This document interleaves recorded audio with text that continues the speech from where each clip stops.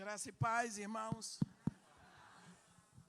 Eu gosto tanto de domingo. Eu sou uma crente domingueira.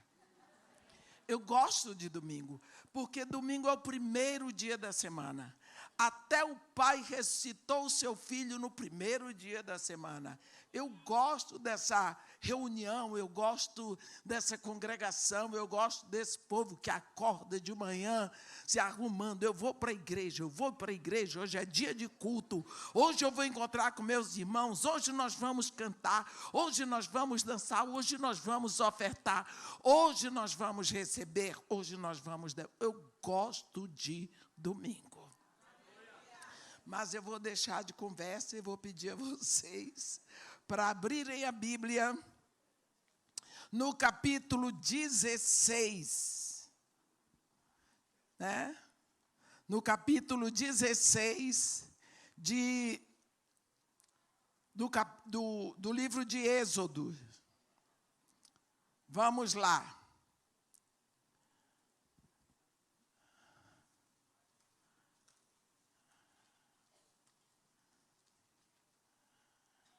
No capítulo 16, não é?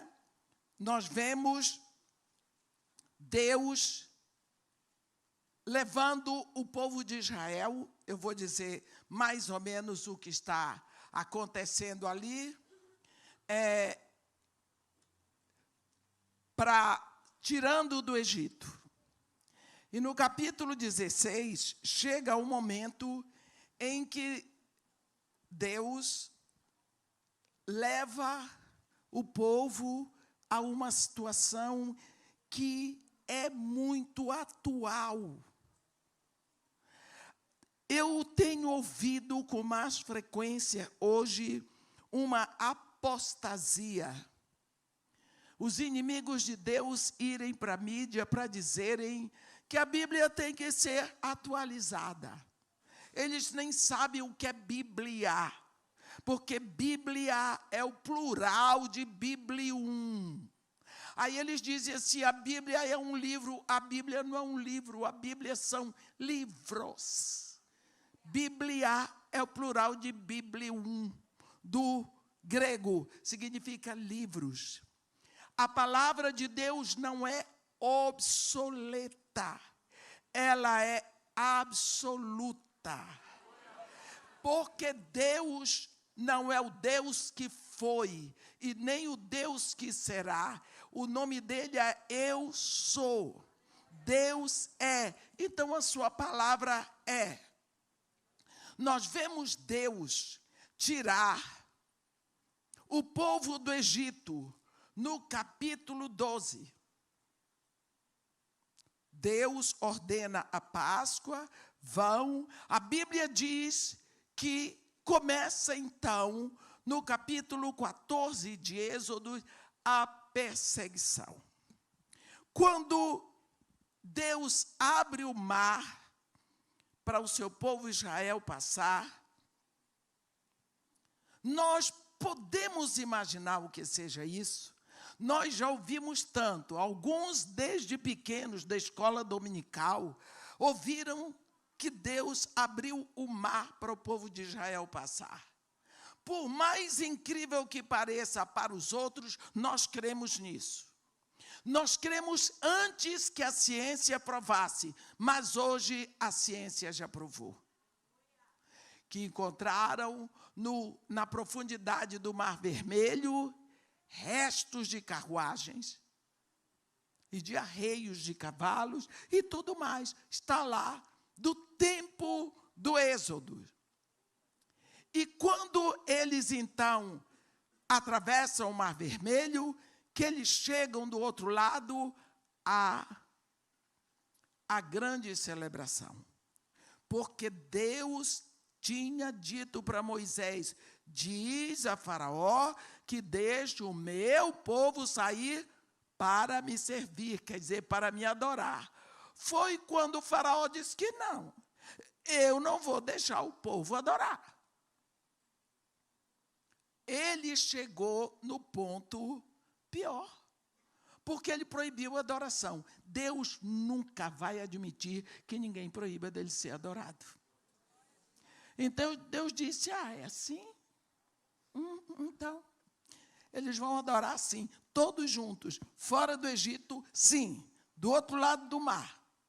E quando o povo chega do outro lado do mar, a grande congregação dos filhos de Israel, adorando a Deus, ao cântico de Moisés, as mulheres dançam na liderança de uma velha de 90, eu acho, Miriam, tudo isso acontece. Mas, às vezes, nós não pensamos como foi que aquilo aconteceu. A Bíblia diz que eles estavam em Pi-Hairote, significa um beco sem saída. O único jeito de sair dali era voltando pelo mesmo caminho onde entraram, indo pelas montanhas, que Pi-Hairote significa montanhas intransponíveis, ou cruzando o mar. Primeiro, se eles voltam pelo mesmo caminho, eles caem nos braços do exército de Faraó. Se eles tentam ir pelas montanhas, Pi-Hairote já está escrito que são montanhas intransponíveis. Eles não tinham barco para ir pelo Mar Vermelho, então eles estavam encurralados. O Faraó achou que ia levar melhor ali. E Deus sabia que o Faraó ia pensar nisso. Então, em vez do povo estar acuado, eles eram uma chamariz. Olha, aqui eu quero chamar a atenção dos irmãos. Quando nós olhamos as coisas do ponto de vista de Faraó, pela ótica de Faraó, ou quando nós olhamos as coisas pela ótica de Deus. Na ótica de Deus, aquela situação ali, Pi-Hairote, no ponto de vista da visão de Faraó, que é a visão do mundo, era os judeus estavam encurralados, perdidos, eram uma presa fácil. Faraó disse, eles estão presos, eles estão perdidos, encerrados, não sabem o caminho, eu vou lá, vou trazer todo mundo. Mas do ponto de vista de Deus, eles eram uma armadilha. Eu quero que você pense isso.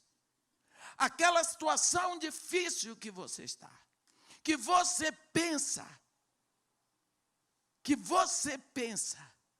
que você vai levar a pior, pode ser apenas um momento em que Deus quer atuar na sua vida. E você às vezes não enxerga. Nós sabemos o que aconteceu quando Deus abre o mar ali. Bem, quando Deus diz para Moisés, estende a mão sobre o mar e abre o mar para Israel passar. Você pode imaginar? Eu queria que você lesse isso comigo no capítulo 14 de Êxodo. Eu queria pedir a vocês que deixassem a Bíblia aberta, porque eu só vou começar a pregação mesmo no capítulo 17. Mas eu quero fazer esse pano de fundo com vocês, porque é sobre algo que está acontecendo hoje e nós, como igreja, precisamos estar com os olhos abertos. No versículo 15, você vai ver, disse o Senhor a Moisés, por que clamas por mim? Dize aos filhos de Israel que marchem. E tu, Moisés, levanta o teu bordão, estende a mão sobre o mar e divide-o, para que os filhos de Israel passem pelo meio do mar seco. Escuta aqui, eu fico com pena do pastor Moisés. Porque para nós hoje é muito fácil, estende a mão sobre o mar e abre. Nós já vimos acontecer isso. Mas e Moisés, que nunca tinha ouvido falar sobre isso, que nunca imaginou Deus abrindo o mar. E ele, coitado, com o bordão na mão, como é que ia abrir o mar? Você já pensou a dificuldade de um pastor? Ter que ouvir de Deus que ninguém vê Deus. E ter que dirigir um povo pelo que Deus está dizendo. Quando eles não veem a Deus, eles só veem ao pastor. É difícil a situação de um pastor.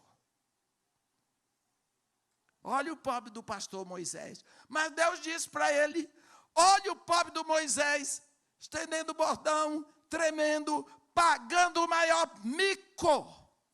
E o povo querendo matá-lo. O povo dizendo, e agora? Foi para isso que tu nos trouxeste até aqui, Moisés? Foi porque não tinham sepulcro suficiente no Egito? Não foi isso que nós dissemos para você estando lá? Deixa-nos ficar no Egito para servir aos egípcios? Porque melhor nos era estar no Egito do que morrer agora, Moisés? E Moisés lá. Enquanto ele estendeu a mão em obediência a Deus, Deus soprou um vento oriental. Esse vento oriental, ele foi secando. Porque o vento oriental seca. Ele foi secando onde ele passou. Ele cruzou o mar, e aonde ele passou, ele secou a água, abriu um caminho, fez-se um paredão imenso desse lado, outro paredão imenso de água do outro lado. E Deus disse, agora, diz ao povo que atravesse. Pense que você está lá no meio daqueles judeus.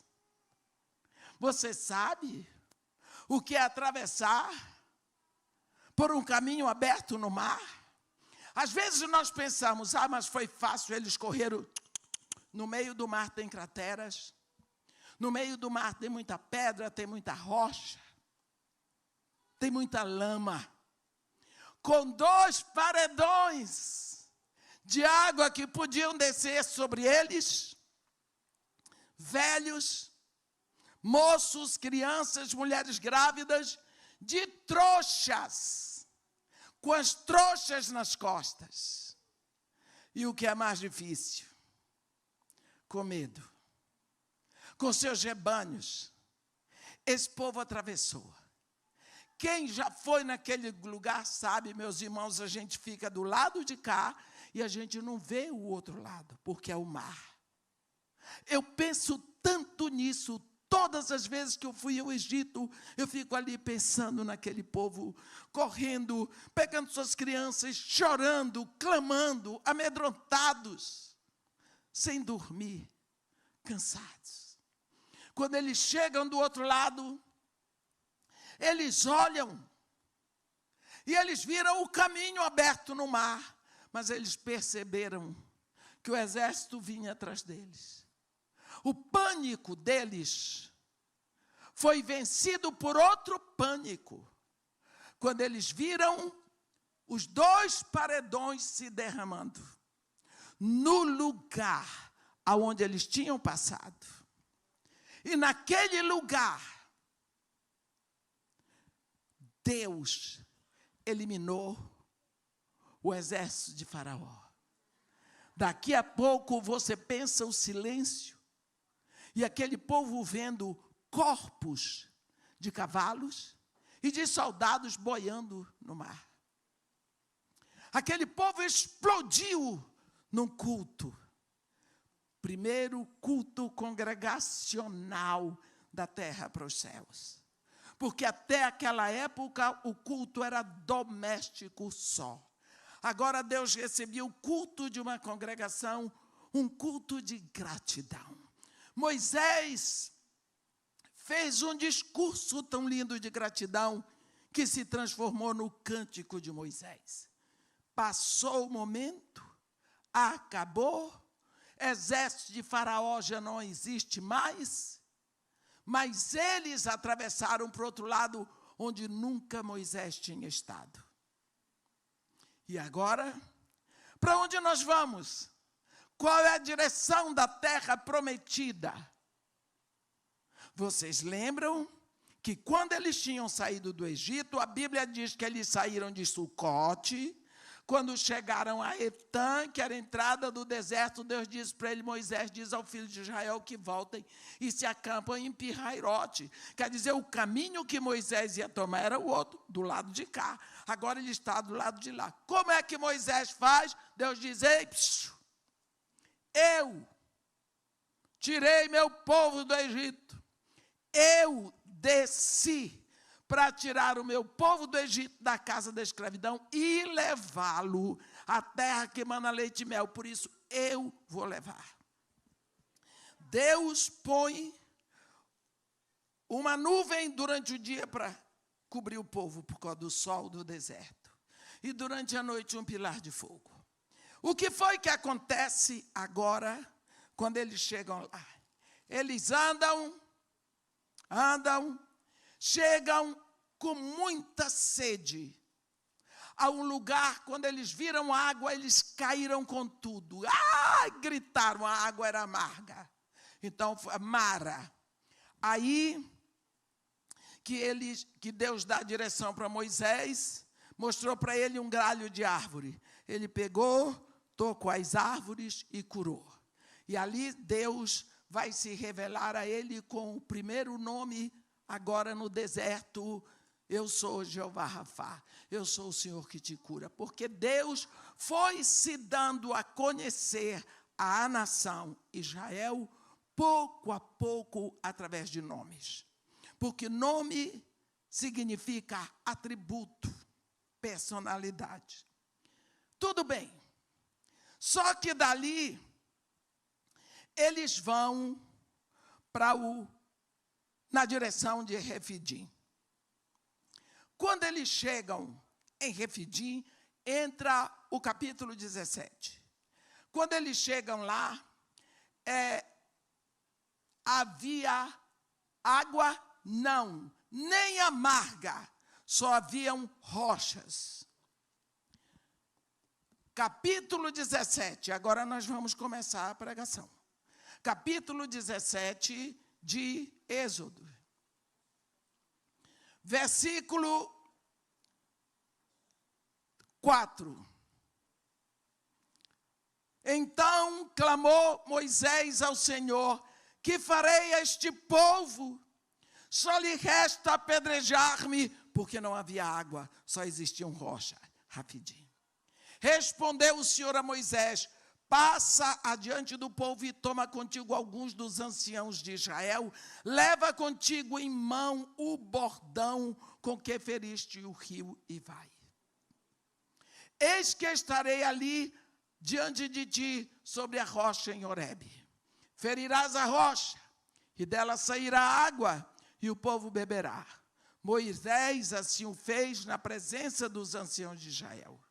E chamou o nome daquele lugar Massá e Meribá, por causa da contenda dos filhos de Israel, e porque tentaram o Senhor, dizendo, está o Senhor no meio de nós ou não? Isso era o povo que já tinha visto tudo o que aconteceu. Então, eu queria que vocês prestassem bem atenção a este versículo 8. Então, veio Amaleque e pelejou contra Israel em Refidim. Bem, vamos parar aqui. Quem é Amaleque? Porque a gente ouve falar tudo, mas esquecemos o nome Amaleque. Eu pergunto para vocês, eu vou dizer quem é Amaleque. Amaleque, ele é neto de Esaú. Ele é filho de Elifaz, e Elifaz era o primogênito de Esaú. Quem é Esaú? Esaú é o irmão gêmeo de Jacó. Jacó é Israel. Mas Esaú odiava Jacó por causa da bênção da primogenitura. Quando Jacó teve que largar a casa dos pais, aconselhado pelos pais, é porque Esaú prometeu matá-lo. Vocês lembram o Salmo 137, quando o povo de Israel diz: às margens dos rios da Babilônia, nós nos assentávamos e chorávamos, lembrando-nos de Sião. E nos salgueiros que ali existiam, pendurávamos as nossas harpas, porque aqueles que nos levavam cativos nos pediam canções. E os nossos opressores diziam: entoai-nos alguns dos cânticos de Sião. Mas como havíamos de cantar o canto do Senhor em terra estranha? Ó Jerusalém, se eu de ti me esquecer, que se apegue a minha língua ao palato, se eu de ti não me lembrar com a maior alegria. Contra os filhos de Babilônia, lembra-te, Senhor, no dia de Jerusalém, porque eles diziam: arrasai-a, arrasai-a até os fundamentos. Você está vendo?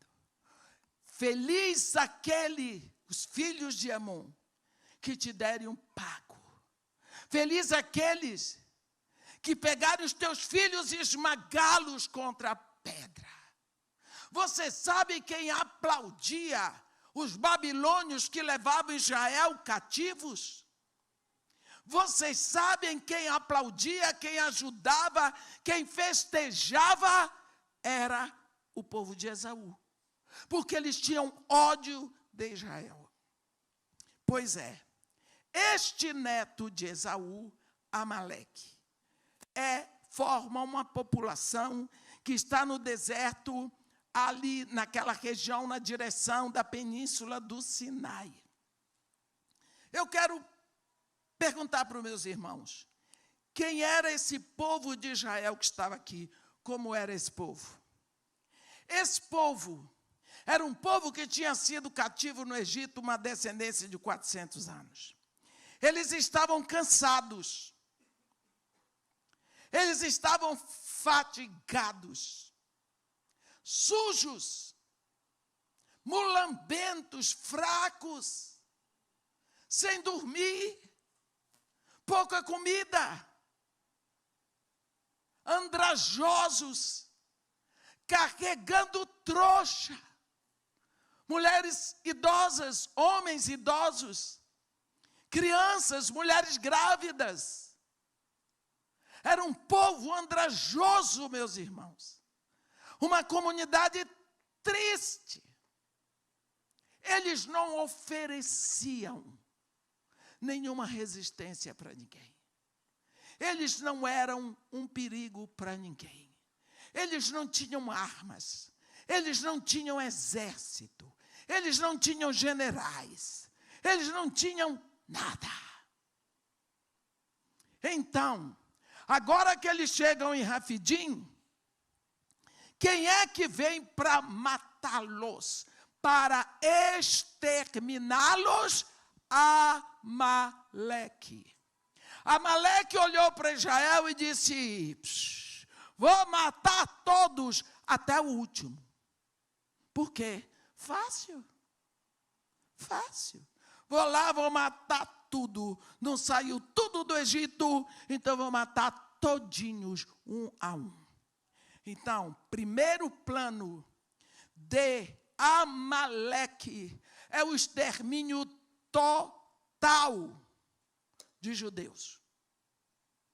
Desde aqui, você vai ver, só um minutinho, vai haver a guerra. Eles vão tentar exterminar. Só que Deus, eles não sabiam, como não sabem até hoje, que Israel é fraco, mas ele tem o Deus poderoso. Porque Deus decidiu. Deus decidiu. E Deus, então, deu vitória a Israel. Que vergonha. É como você, meu irmão, de 22 anos, apanhar de uma garota de 3. Né? Você não é forte, homem poderoso, apanha. É humilhante. Foi o que Deus fez com Amaleque lá. quando Moisés levantava a mão, Israel ganhava quando ele descia a mão. Israel perdia. O que Deus está nos ensinando aqui é quando nós colocamos o nosso Deus visível na nossa vida, que todo mundo possa ver que nós temos um Deus, Ele nos dá vitória, porque a vitória e a glória é para Ele e não para nós. Então, aqui Deus se revela com mais o nome Jeová Nissi, o Senhor é nossa bandeira. Isso você lê no capítulo 17 de Êxodos, versículo 14. Olha o que está escrito. Então disse o Senhor a Moisés: escreve isto para a memória num livro e repete-o a Josué, porque eu hei de riscar totalmente a memória de Amaleque de debaixo do céu. E Moisés edificou um altar e lhe chamou: o Senhor é minha bandeira, Jeová Nissi. E disse: porquanto jurou o Senhor jurou, haverá guerra do Senhor contra Amaleque continuamente? Não, de geração em geração. De geração em geração. Meus irmãos, esta palavra aqui está escrita em Êxodo, em hebraico, lá na Torá dos hebreus. E se você der uma olhada em Deuteronômio 25, você vai ver Deus lembrar isso a eles. No capítulo 25, está escrito, no versículo 17, lembra-te do que te fez Amaleque no caminho quando saías do Egito. Como te veio ao encontro no caminho e te atacou na retaguarda todos os desfalecidos que iam após ti, quando estavas abatido e afadigado e não temeu a Deus. Está vendo? Aqui você vê uma das grandes características de Amaleque. Ele ataca de surpresa, na surdina, ataca os fracos. Nunca ele vai atacar um exército. E depois ele sai como vítima, o coitadinho. Essa é uma característica de Amaleque. Deixa eu dar mais uma experiência com Amaleque na Bíblia, para depois nós continuarmos a pregação. No livro da Rainha Esther, está escrito lá no capítulo 3, não é? Está escrito sobre um homem que ele resolveu exterminar todos os judeus. No capítulo 1 do livro da Rainha Esther, está escrito que o rei Assuero, ele dominava sobre 127 províncias, desde a Índia até a Etiópia. Quer dizer, da África e Ásia. Ele era um homem riquíssimo, riquíssimo. Era um rei poderosíssimo. Mas você sabe que a pessoa que tem dinheiro nunca está satisfeita. Ela sempre quer mais. Quem mais rouba é quem mais tem. Quem mais busca dinheiro é quem tem dinheiro. A Bíblia diz, a sanguessuga tem 2 filhas, a saber, dá. A cobiça é o 10º mandamento. Por quê? A cobiça é a aglomeração de todos os pecados. Agora, aparece um homem no reino de Assuero, muito rico, e o nome dele é Ramã.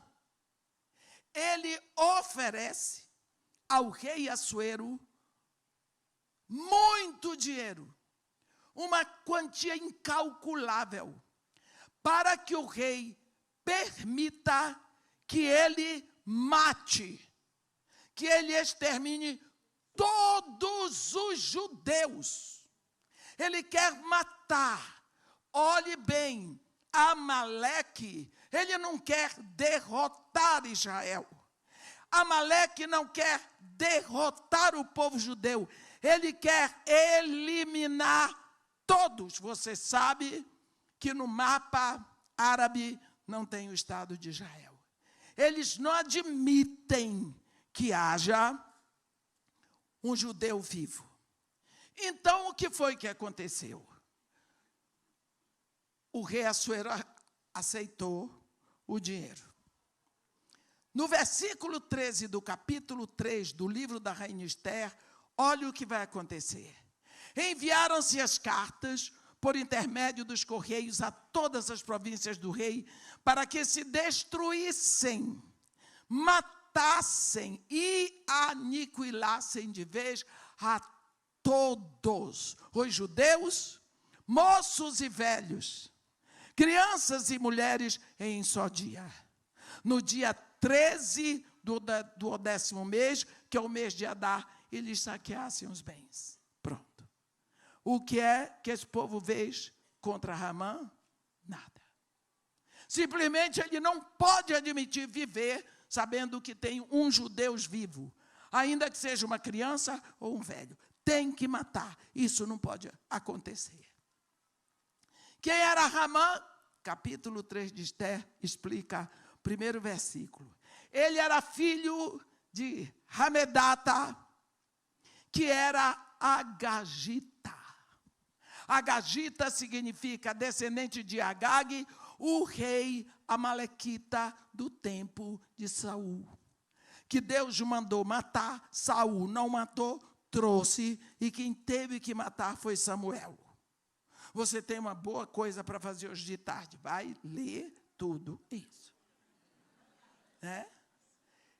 Esse rei, esse Ramã, era então amalequita. Queria matar, acabar, exterminar. No segundo livro dos Reis, no capítulo 8, só mais um exemplo para nós continuarmos. Um dia, o rei da Síria, Ben-Hadad, estava doente, uma doença bem terminal, quando Eliseu chegou em Damasco. Então o rei, sabendo que o profeta estava em Damasco, mandou Hazael, que era o seu filho que cuidava dele, levar um presente para o profeta. Você lê isso depois, quando chegar em casa, 2 de Reis 8. E que ele perguntasse ao profeta se ele ia sarar daquela doença ou ia morrer. Bem, Hazael foi, levou um grande presente para o rei, para o profeta, e no versículo 9 do capítulo 8, foi, pois, Hazael encontrar-se com ele, levando consigo um presente, a saber, 40 camelos carregados de tudo que era bom de Damasco. Chegou, apresentou-se diante dele e disse: teu filho Ben-Hadad, rei da Síria, me enviou a perguntar-te: sararei eu desta doença? Eliseu lhe respondeu: vai e dize-lhe, certamente sararás, porém o Senhor me mostrou que ele morrerá. Olha o que vai acontecer. Olhou Eliseu para Hazael e tanto lhe fitou os olhos que este ficou embaraçado. E o homem de Deus chorou. Olha que situação. Ele olhou para Hazael e abriu num pranto. Começou a chorar. Hazael ficou sem jeito. Perguntou para ele: por que chora o meu senhor? Ele respondeu: porque sei o mal que has de fazer aos filhos de Israel. Deitarás fogo às suas fortalezas, matarás a espada os seus jovens, esmagarás os seus pequeninos e rasgarás o ventre de suas mulheres grávidas. Tornou Hazael: pois quem é teu servo, este cão, para fazer tão grandes coisas? Respondeu Eliseu, o Senhor me mostrou que tu has de ser o rei da Síria. Agag,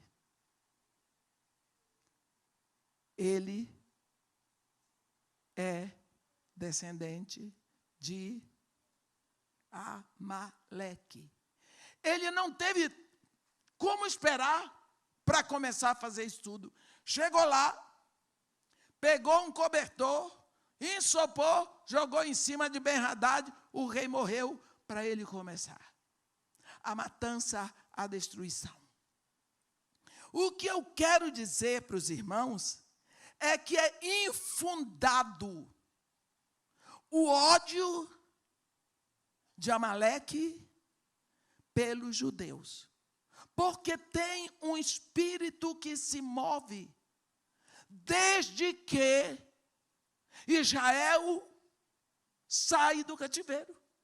E antes não dava para mostrar, antes não dava, porque quando o povo foi levado para o Egito, a Bíblia diz que eram 70 pessoas só, 70 almas.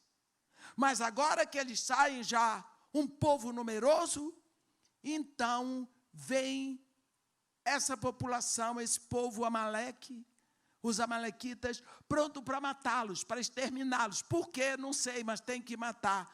Mas por que tanto ódio? Eu não sei, mas tenho ódio. Mas por que eles não têm que viver? Mas por que não sabem explicar? Esse ódio, ele se perpetua. E Deus disse, haverá guerra. Deus jurou do Senhor com Amaleque de geração em geração. Meus irmãos, se Deus diz em Êxodo que Deus jurou é de geração em geração, então se você souber que a sua casa vai ser atacada pelo vizinho a cada 20 anos, lógico que você vai se preparar. Não é? Eu estava, ano atrasado, na porta do hotel, lá em Jerusalém. Eu vou muito a Israel, logicamente, mais do que você, porque eu já tenho muito mais idade, estou fazendo 80 anos daqui a pouco. Então, já fui muito mais vezes que você, já comi muito mais feijão do que você, tudo mais. Por quê? Por causa da minha idade. Então, já fui 22 vezes a Israel. Eu vou sempre para pregar congresso, sempre no trabalho missionário. Eu estava sentada na porta do hotel, porque naquele dia eu estava de jejum. Então, as pessoas estavam lá, no refeitório. Sabe como é, né? Eram 90 mulheres. Você pensa o que esse povo tem para conversar. Então, as malas todas lá, estavam coalhadas de mala, porque todo mundo traz a sua mala, entrega lá e vai tomar café. Esperando o ônibus, que os homens iam botar as malas dentro do ônibus, que nós estávamos indo para Tel Aviv, para de lá vir para o Brasil. Eu estava sentada. Perto de mim, bem, estava um guia, e apareceu um senhor que estava conversando com ele. Eu vou dizer para vocês, a melhor roupa que eu tenho eu ponho para vir para o púlpito. Portanto, essa é a melhor roupa. Esse é o melhor sapato. Eu só tenho desse sapato para vir para o púlpito, porque eu não gosto de vir de tênis. Eu não acho que fica bem para uma mulher da minha idade ir de tênis para o púlpito. Quem quiser ir, pode ir, mas eu não me sinto, eu sou daquela época. Né? Então, eu estava lá. Ninguém me notou. Fácil. Vê assim uma preta velha, bem arrumada, pronta para vestir de tênis. Quem vai dar atenção? Ninguém. Esse é o normal. E isso é muito bom. Porque eu ouço e vejo coisas que ninguém acha que eu vi. Então, eles começaram a falar inglês. Ora, inglês é a minha primeira língua. Porque o papai não permitia que ninguém falasse português dentro de casa. Mas aqui no Brasil é chique falar inglês. Mas lá na África do Sul, todo pobre fala inglês. Todo preto fala inglês. Nos Estados Unidos, os pretos falam inglês. Os pobres falam inglês. Então, mas o povo acha que aqui no Brasil é chique. É só para quem tem dinheiro. Então, eu estava lá sentada. E eles estavam conversando em inglês. E esse homem disse para o guia: Israel é o lugar mais seguro para se viver hoje. Tomei um susto, fiquei quieta. Porque nós temos o melhor aparato bélico, nós temos o melhor não sei o quê. Tudo deles era melhor. E eu ouvindo. Nós não precisamos de turismo. Porque quando começou a pandemia, Israel foi o primeiro país que fechou as portas. E nós ficamos muito bem. Porque hoje você vê aí, essa porção de turista pelas ruas, ainda gritando Yeshua, Yeshua, como se fosse um bando de loucos. Quando ele falou isso, aquilo me atingiu. Por quê? Eu não gosto que fale mal de Jesus. Eu sei que não sou eu que defendo Jesus, é Ele que me defende. Mas não gosto que fale mal. Porque me dói. Se fala mal do pastor na minha presença, eu vou sofrer. Você imagina Jesus. Aí, quando ele disse, fica esse bando de loucos, gritando pelas ruas, Yeshua, Yeshua, quer dizer, Jesus. Aí eu me agitei. Quando eu me agitei, eu acho que eu não me comportei. Eu acho que eu me agitei tanto que eles me deram atenção. Aí, algum problema? Eu disse, desculpe, vocês estavam falando em inglês. Vocês estavam falando e eu não pude evitar ouvir, porque vocês estavam falando perto de mim. Mas já que você me perguntou, você realmente acha que todas as guerras de Israel foram vencidas pelo exército de Israel? Se o senhor acha isso, eu posso lhe mencionar todas elas e lhe provar que Israel não tem exército para nada. Que Israel ganhou todas as guerras por causa dos exércitos de Jeová Tsebaoth. Aí eu fui rapidinho passando para ele e disse para ele, o senhor precisa conhecer a história do seu povo, a história do Deus de Israel. Naquela hora, eu vi o que está acontecendo hoje. Meus irmãos, eu vi. Sabe o quê? Eu vi um horror. Eu vi a soberba. Eu vi o orgulho. Eu vi a arrogância. A Bíblia diz, a soberba precede a ruína. E a altivez de espírito precede a queda. Meus irmãos, eu não tive nenhuma visão, mas eu tive certeza de que eles iam ser atacados e derrotados e esmagados, porque eles estavam muito seguros nas forças deles. Você sabe, isso foi novembro, né, do ano atrasado. Não deu um ano. Os túneis do Hamas já estavam prontos. Enquanto eles se seguravam nos armamentos bélicos, o Hamas estava construindo túneis por debaixo da terra e eles não sabiam. Mas eles estavam se segurando no que eles viam. Soberba. Soberba. Vocês sabem, o primeiro império do mundo, o Império Babilônico, até hoje o maior, o maior imperador do mundo, Nabucodonosor, quando ele morreu, quem estava no trono, substituindo o pai, era o neto dele. Porque, vocês lembram, o filho de Nabucodonosor assumiu o lugar de Nabucodonosor, foi assassinado pelo cunhado, e agora o cunhado saía viajando pelas terras da Babilônia e deixou o filho, um jovem rei, Belsazar. E Belsazar, muito fácil você se estribar com o dinheiro, o poder e a posição que você não lutou para conseguir. Ele resolveu dar uma festa, uma bacanal. E nessa festa, ele chegou o momento que ele achou que era pouco. Mandou trazer as taças de ouro que o avô dele tinha trazido do templo do Deus de Israel, quando invadiu Jerusalém. Nem o avô dele usou as taças. Guardou tudo, ele mandou buscar. E quando eles estavam bebendo vinho, nas taças da mesa da proposição, ele viu na caiadura da parede aquela mão escrevendo Mene, Mene, Tekel, Parsim. Ele era uma língua espiritual, ele não tinha o espírito como ia saber a interpretação.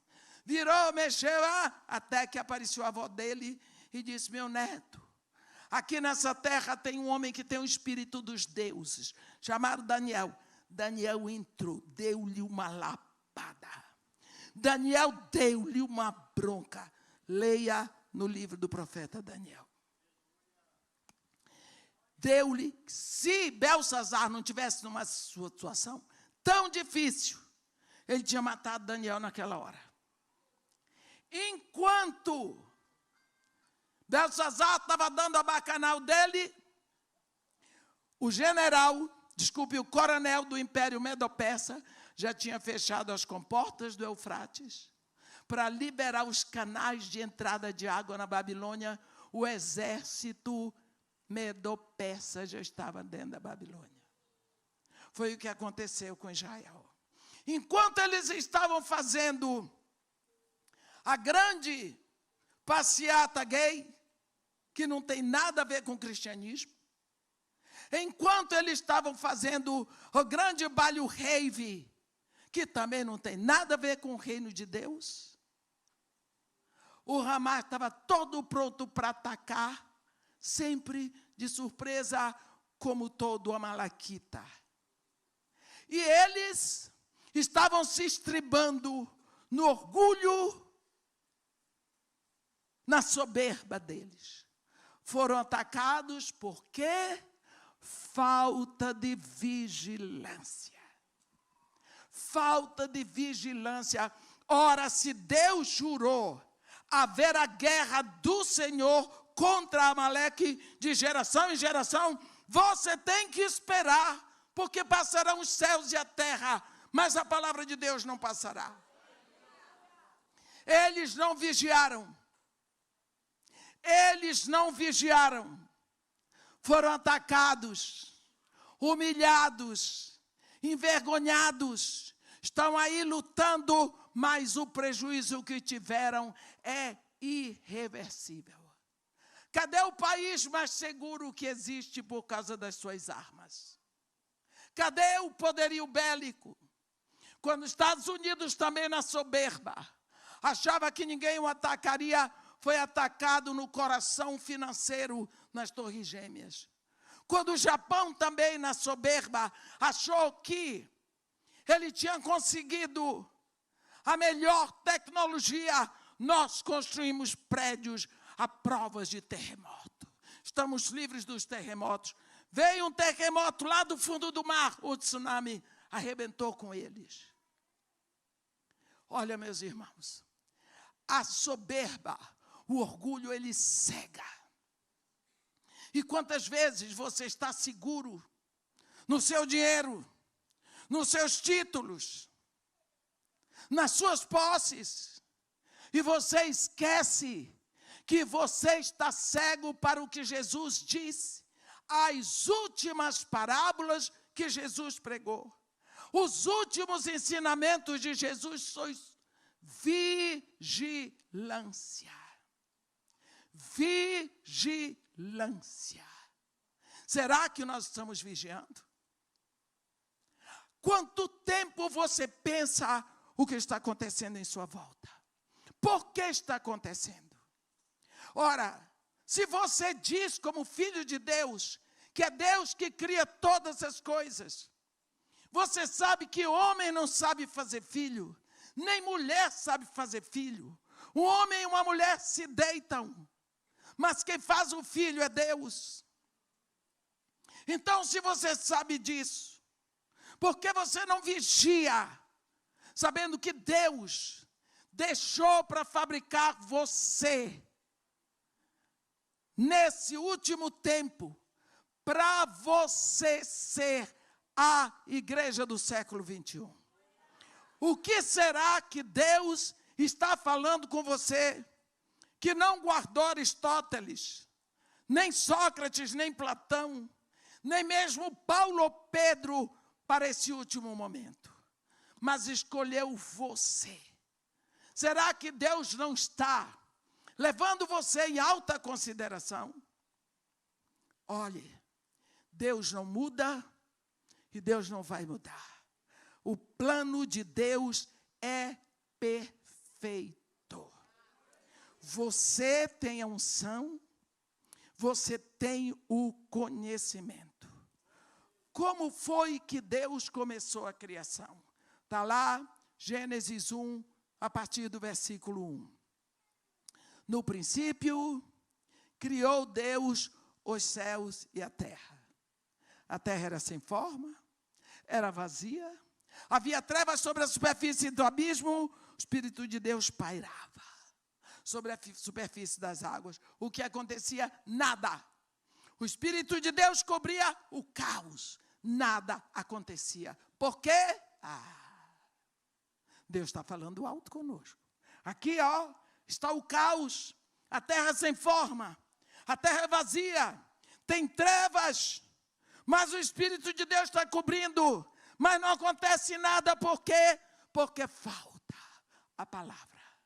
No dia que Deus traz a palavra, haja luz, houve uma explosão. A palavra é coberta pelo Espírito.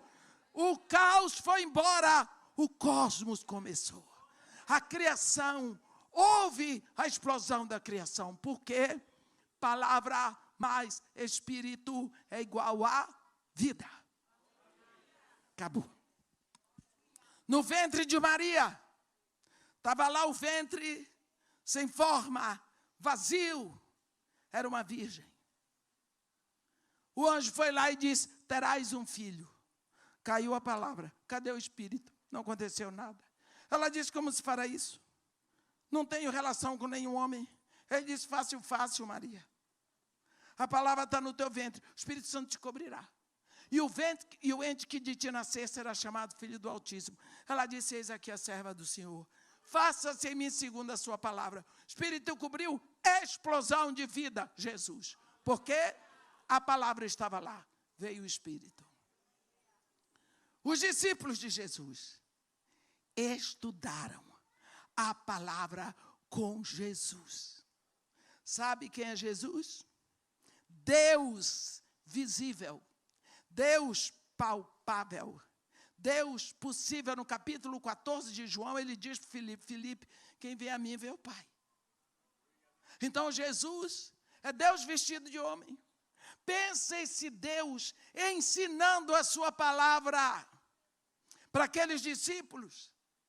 Quando Jesus Cristo subiu, eles estavam encharcados da palavra. Encharcados da palavra. Como é que eles eram? Atrapalhados. Faziam confusão. Um vendeu o mestre. O outro quase cortou o pescoço do soldado mau, do sumo sacerdote. Uma confusão. Jesus disse: ide e fazei discípulos de todas as nações. Mas não vão agora não. Por quê? Porque vocês só têm a palavra. Não dá para ir. Permanecei na cidade até que do alto sejais revestidos de poder. Como vai ser isso? Recebereis o poder quando vier sobre vós o Espírito Santo. Aí sim, aí serei meus testemunhos em Jerusalém, em toda a Judeia e Samaria, até os confins da terra. Aqueles homens foram com Jesus para Betânia. Chegou lá, enquanto Jesus dava as últimas recomendações, ele foi descolando do chão. Foi. Ficaram lá. Foi preciso que viesse 2 anjos de, ei, vocês estão fazendo aí, varões galileus? Estão fazendo aí, contemplando as alturas? Este mesmo Jesus que dentre vós foi tirado, voltará como o viste subir. Desceram para Jerusalém. A Bíblia quer dizer o que ela diz. A Bíblia diz que eles foram se fechar. Numa sala, a Bíblia diz, com medo dos judeus. Ei, uma opção de homem. Só tinha homem, viu, pastor? Homem de verdade. Com medo. Mas aqueles homens tinham toda a palavra. 10 dias. Quando o Espírito Santo veio. Quero dizer, irmãos, o Espírito Santo já foi derramado. O Espírito Santo, não peça para ele ser derramado de novo. Porque Deus não tem outro Espírito para derramar. No dia de Pentecoste, começou uma nova fase na terra. Começou a igreja de Jesus. Só é possível com o Espírito Santo. O Espírito Santo é derramado. Houve a explosão, porque o Espírito veio sobre a palavra que estava no coração daqueles discípulos. Houve uma explosão, não teve quem aguentasse com eles. Abriram as portas. A Bíblia diz que aqueles discípulos botaram o mundo de cabeça para baixo, porque eles tinham a palavra, veio o Espírito. 3 anos com Jesus, aqueles homens não serviram para nada. 3 horas com o Espírito Santo foi uma maravilha. Porque o Espírito junto com a palavra. E hoje, nós perguntamos, por quê que não acontecem as mesmas coisas que aconteciam antes com profusão? A culpa não é de Deus? A culpa não é... A culpa é de quem? Você já tem o Espírito Santo. No dia de Pentecostes, o Espírito Santo veio para habitar dentro dos filhos de Deus. Ele não veio para habitar nas cadeiras de canto nenhum. Jesus, quando enviou seu filho, ele criou um corpo para o seu filho dentro do ventre de uma mulher. Mas quando o Espírito Santo vem, não precisa criar um corpo para ele, porque tem os filhos de Deus. O Espírito Santo vem habitar dentro de você quando? Quando você ouve a palavra da verdade. Está escrito em Efésios 1. O evangelho da nossa salvação. Você crê, você se rende a Jesus. E quando você se rende a Jesus, o seu nome é escrito no livro da vida. Você é feito filho de Deus. O Espírito Santo faz morada dentro de você. Por que que o Espírito Santo vem para você? Porque ele vai transfigurar você num filho de Deus. Só quem pode transformar você em filho de Deus igual a Jesus é quem conhece Jesus. Quem é? O Espírito Santo. Então, o que é que o Espírito Santo precisa agora? Para transfigurar você no Filho de Deus, precisa da palavra. Ele precisa da palavra. Quanto da palavra você tem posto para dentro? Para que você seja transfigurado. Eu estou lhe perguntando. Quanto da palavra você tem posto para dentro? Quanto? Aqui, o Espírito Santo está dentro de você, não é porque você é bonzinho, não. Não é porque você merece, não. É porque você precisa. E porque você confessou Jesus como o único Senhor, suficiente Salvador. O Espírito está aí Mas, irmã, eu tenho maus pensamentos. Vai ficar. Eu tenho maus desejos. O Espírito Santo está aí. O que é que o Espírito Santo está esperando? A palavra. Para que ele vá transfigurando você. Ele vai revelando essa palavra que você põe para dentro no seu coração. Ele vai tirando o véu da palavra. Por que está acontecendo conosco? Essa igreja é indiferente. A igreja que não queima de paixão por Cristo. O que está acontecendo? Espírito de Jezabel. Jezabel é uma mulher que viveu no Antigo Testamento, uma princesa fenícia, filha de Etbaal, adoradora de Baal, sacerdotisa de Astarote. Ela, como era uma princesa, o pai dela, o rei do Tiro, ele a casou com o rei de Israel. Ele fez um casamento político, mas um casamento de realeza. Ela era uma princesa, mulher inteligente, devia ser linda, mas adoradora de Baal, que tinha um sonho. Assim que ela casa com Acabe, ela foi para Israel com o objetivo: eu vou instalar em Israel o culto a Baal. O povo de Israel vai ter que desprezar o rei, o Deus de Israel. Eles vão ter que adorar a Baal.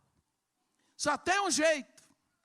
Se eles não ouvirem a palavra do Deus de Israel, eles não vão parar de adorar. Então, quem pregava a palavra do Deus de Israel eram os profetas.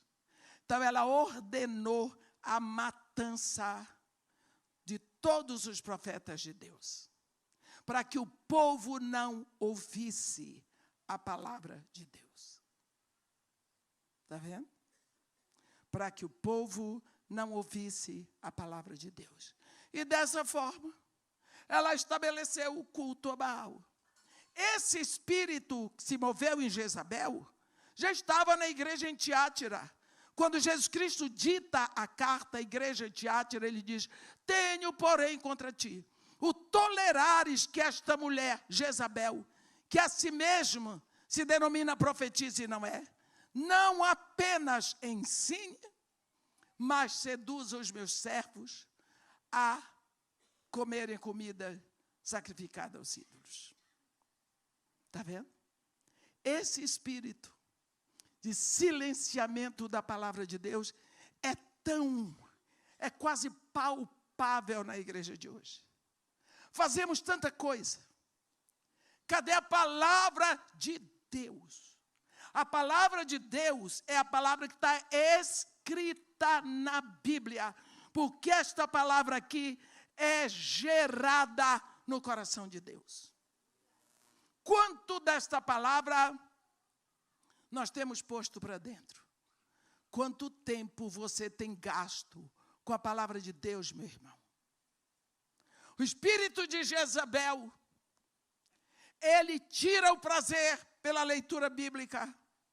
Ele mata em você o desejo e a paixão pela palavra de Deus. Assim como o espírito de Amaleque tira do coração todo o amor e só traz ódio e busca de extermínio, o espírito de Jezabel, ele traz a inércia, a indiferença, o dissabor pela palavra de Deus. Você olha para a Bíblia assim e diz: o que eu vou fazer? Por onde eu vou começar? Não quer. Por quê? Porque você ficou indiferente. A igreja hoje está sofrendo da síndrome de Laodiceia. A igreja em cima do muro, tem a Bíblia, mas não lê. Tem o noivo, mas não tem prazer de ficar com o noivo. Quem já foi noivo aqui? Levanta a mão. Mas por que meio pau? Bota assim. Aí, ó. Então, vou falar de um assunto que vocês conhecem. Não tem um momento na vida da gente mais exuberante do que o noivado. Não venha dizer porque não tem. Eu já fui noiva faz muito tempo, mais de 60 anos, mas eu lembro. Como é bom ser noivo. Vou dizer para os homens como é que nós mulheres nos sentimos. A voz do noivo, ela é a voz mais linda que tem. Eu me lembro que eu ainda tenho os invólucros dos bombons que meu noivo me dava. Sabe por que eu guardo? Porque ele pegou. As cartas que ele escreveu, tenho todas. Por quê? Porque não tinha um homem para escrever mais bonito do que ele escrevia. Tudo o que ele dizia atingia o meu coração. A presença dele. Ele não precisava dizer nenhuma palavra, só ele estar presente para mim era toda a minha satisfação. Que momento maravilhoso é o tempo do noivado. Não é? Não é? Mas que bando de noiva que já é, meu irmão. Agora, o pobre do Jesus Cristo tem uma noiva que ele entregou a vida por ela. Ela não aguenta ficar sós com ele 5 minutos por dia. Se você não tem prazer de ficar com o seu noivo, conversando com ele 5 minutos por dia, como você vai passar com ele toda a eternidade? A igreja está essa noiva indiferente. Nós precisamos, hoje, de uma igreja em chamas de amor por Jesus Cristo. É uma igreja que não cansa, é uma igreja que não desfalece, é uma igreja que busca, é uma igreja que quer mais. A boca fala do que está cheio o coração. Você fala desse noivo o dia todo. Você conversa com ele o tempo todo. É preciso que você pegue fogo. Quando você está ou movido pelo espírito de Jezabel, você não se importa com a palavra. Quando você está movido pelo espírito de Amaleque, você detesta e odeia o povo de Deus. Israel chegou à condição que está hoje por falta de vigilância. Mas eu lhe digo que tudo o que acontece com Israel, acontece com a igreja. Portanto, nós precisamos estar alertas, porque tem uma teia sendo preparada para a igreja. Existe uma teia no Brasil sendo tecida para a igreja. Nós precisamos estar fortalecidos no Senhor e na força do seu poder, porque este espírito de ódio pela igreja cresce e se fortalece no Brasil. Cada vez mais nós ouvimos comentários violentos.